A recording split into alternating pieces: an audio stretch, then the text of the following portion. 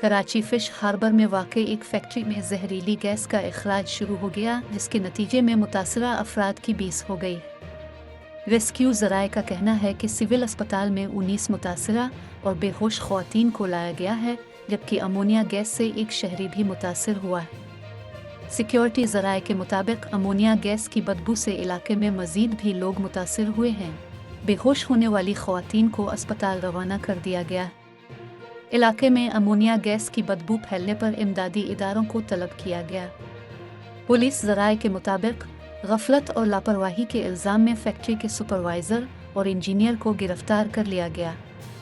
Security incharge fish harbour Nasir Buneri का कहना है कि फैक्ट्री में झींगे और मछली की प्रोसेसिंग होती है। अमोनिया गैस के पाइप में लीकेज से इलाके में बदबू फैली।